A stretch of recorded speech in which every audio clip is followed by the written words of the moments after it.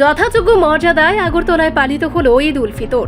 গেদু মিয়া মসজিদে নামাজে উপচে পড়া ভিড়।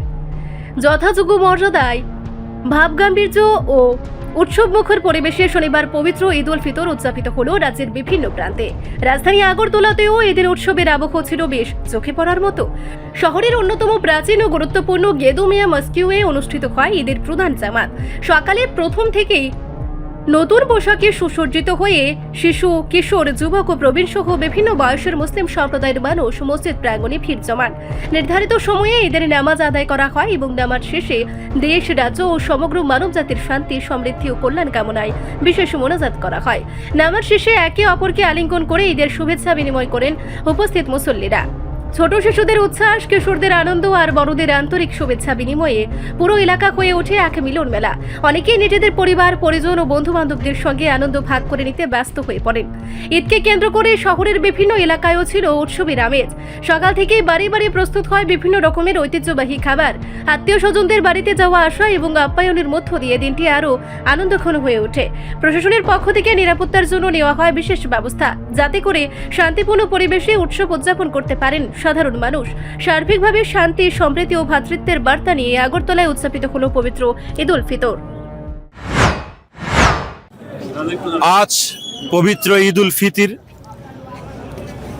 এক মাস ধারাবাহিক রমাজানের রোজা রাখার পরে, এক সিয়াম সাধনার পরে, ধৈর্য উপবাস এর মাধ্যমে আল্লাহ তাআলাকে সন্তুষ্টি করার পরে আল্লাহ তাআলার পক্ষ থেকে ঈমানওয়ালাদের জন্য একটা খুশির দিন উপহার হিসেবে আসে, সেটা হলো ঈদ উল ফিতর।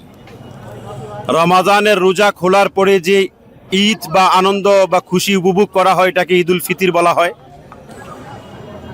আজকের এই ঈদের দিনে, খুশির দিনে রাজ্যের এবং রাষ্ট্রের সকল অংশের মানুষদেরকে আমরা আন্তরিকভাবে অনেক অনেক শুভেচ্ছা ও ঈদ মোবারক। এবং এই ঈদের আনন্দে প্রত্যেকটা ধর্মের, প্রত্যেকটা বর্ণের মানুষ, প্রত্যেকটা নাগরিক ঈদের আনন্দে আনন্দিত এবং মুখরিত হোক। এবং পবিত্র মাহে রমজানের রোজার মাধ্যমে যে শিক্ষা আমরা গ্রহণ করেছি, সত্যিকারের একজন আদর্শ মানুষ হওয়ার যে প্র্যাকটিস এবং অনুশীলন আমরা করেছি, এই অনুশীলনকে ভিত্তি করে আমরা প্রত্যেকটা মানুষ যাতে বছরের প্রত্যেকটা দিন সে আদর্শ মানুষ হিসেবে আমরা আমাদেরকে পরিচালিত করতে পারি এবং রাজ্যের এবং রাষ্ট্রের সার্বিক শান্তি, সম্প্রীতি, সৌহার্দ্য ও জাতীয় সংহতি যাতে আরও মজবুত হয়, আরও সুদৃঢ় হয়, আমাদের ইউনিটি অ্যান্ড ডাইভার্সিটি যাতে আরও শক্তিশালী হয়, তার জন্য আজকের এই পবিত্র মুহূর্তে আল্লাহ তাআলার কাছে দোয়া ও প্রার্থনা করছি। পাশাপাশি পুরা বিশ্বে, বিশেষ করে মধ্যপ্রাচ্যে যে যুদ্ধের আবহ, যে যুদ্ধের কারণে অসংখ্য নিরপরাধ নিষ্পাপ শিশুরা শহীদ হচ্ছেন, মারা যাচ্ছেন, আমরা তার জন্য আমরা আহ্বান করছি অতি শীঘ্রই যাতে যুদ্ধ বন্ধ হয়, বিশ্বে যাতে শান্তি ফিরে আসে, ভ্রাতৃত্ব ফিরে আসে, তার জন্য আল্লাহ তাআলার কাছেও বিশেষ দোয়া করছি। রিপোর্ট সংবাদ প্রতীক্ষা।